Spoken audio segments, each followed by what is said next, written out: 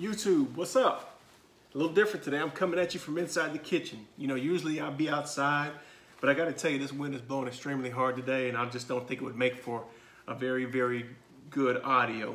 But anyways, I might try to give it a shot later on, but what I'm cooking today is chicken breast. Oftentimes, when I see people think about grilling, the number one go-to is chicken breast. It's a popular cut of chicken, and a lot of people just like white meat. I don't cook chicken breast very often, just because I don't care for it too much. I mean, it's okay, but if it's not cooked on the Weber Kettle, I don't care for it. I'm not gonna, you're not gonna find me going to KFC or Popeyes or anywhere else asking for the white cut of meat. I always go for the dark meat. Anyways, what I'm doing now is I've already cleaned off my chicken, and the number one question I get is, how do I season my meat, or what do I use to season it? So rather than me just jumping into the video from outside, I'll go ahead and go through the process of how I clean my chicken and how I go ahead and I season it.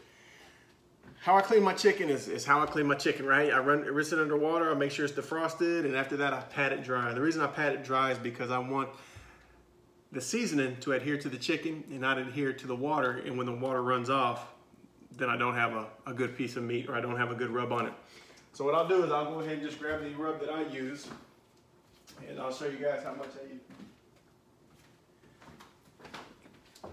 So I've got this standard chicken rub I use, and people ask me what I use, and it's my favorite. It's I think it's called Ribs All-Star Rub, and although it says ribs, they've got a chicken rub too. But here's how much I put on here, and I'll go ahead and see if I can get the camera down in there so you could actually see how much I'm putting on. And I hope my wife doesn't get too mad at me, or I hope she doesn't come home before I get done making this video. But there's gonna be probably a lot of rub on the counter. So I liberally put this chicken rub on.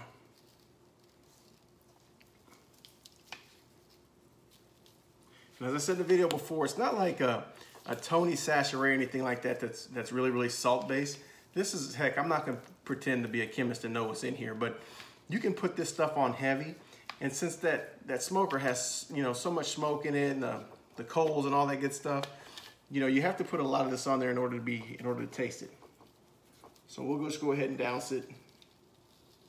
And you can see how much I've got on, and you can see I don't have much on that side at all. So that's the purpose of the rub, right? Once you get it, to rub it all the way around. So right now I've got my grill, it's preheating, and I've just got the Weber, that chimney on there, and I've got the Performer going. It's just lighting up those coals. So what's gonna happen is, when those coals are done and white out there, I'm just gonna bank them to one side, indirect cooking like I always do, and I'll catch up with you guys outside, and hopefully the video will be decent then. All right, sit tight.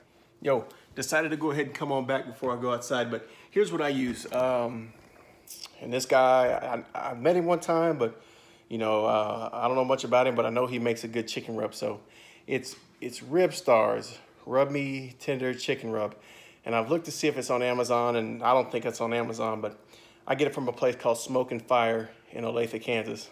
And when I go out there, I get about 3 or 4 of these because it's such a far drive for me. But this is all I put on my chicken. And you guys, if you have a chance to try it out, try it out. You know, there's a lot of good rubs, but this is just a good one. Okay, cool. Catch up with you outside.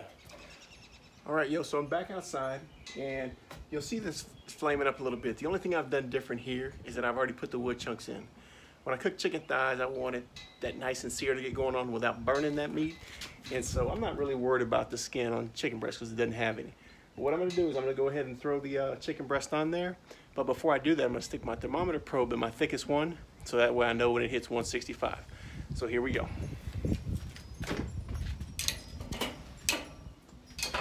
Now remember, if you want sear marks on your chicken, put it over the hot grate.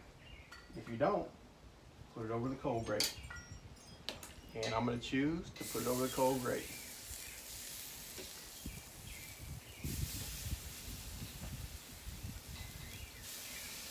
And this is my biggest one right here with the therm probe in there. So I'm gonna kind of stick it in the middle. So I've got that probe in there. I'm gonna turn it on. And there you go. I don't know if you can see it. I'm at 33 degrees. So when we go to 165, we'll be good to go. Remember, put your vents over your meat, vents wide open, and let it ride. All I'm gonna do is I'm gonna leave it sitting there, and when that hits 165, I'm taking it off. Simple as that. I'll catch up at 165.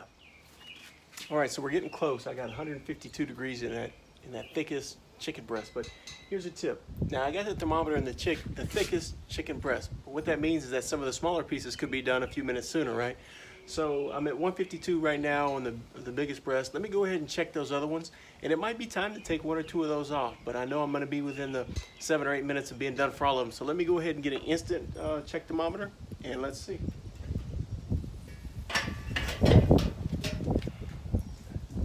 Just sticking the tip in the thickest part. Up still at 143. 157, so a few degrees higher than that other one. And then this one, I'm at 180. So I know for sure it's time for this one to come off. And so let me just go ahead and get this one, take it off. And I know the other ones were pretty much close to each other, so I'll just go ahead and leave those on. And until I hit about, I don't know, probably about 163, and I'll start checking and probably taking them off, because your chicken's gonna continue to cook for another 4 or 5 minutes after you take it off the grill. Okay, sit tight. We'll talk to you when they're done. Okay, coming back. It's been exactly in 47 minutes, and I'm reading 161 on my instant read thermometer, or the one that's been embedded in there. So let's go ahead and check some of these other chicken pieces. The one right next to it is showing 152. Actually about 162. And then the one over here, wow, all right, 166. We can go ahead and take that back one off. So it appears to me that the Weber was a little warmer on this side than it was that side. So I know if I'm up to 161, I know I'm at least going to get 4 more degrees out of this chicken. So I'm going to go ahead and pull it off. Let's see what it says in the instant read while here. 149 there, let's see. Yeah, close to 160, 160, 164. So yeah, so I think we're in good shape. The key is to be safe, but not to overdo it. So what we'll do is we'll just go ahead and pull our chicken off. Okay, so here we are, right on top of the chicken. And I want to let my chicken rest for a little while. So this was one I just recently pulled off. This was one I pulled off, and this is one I just pulled off. So this one right here has had the opportunity to rest for a little bit. Let's go ahead and give it a cut and see how it looks.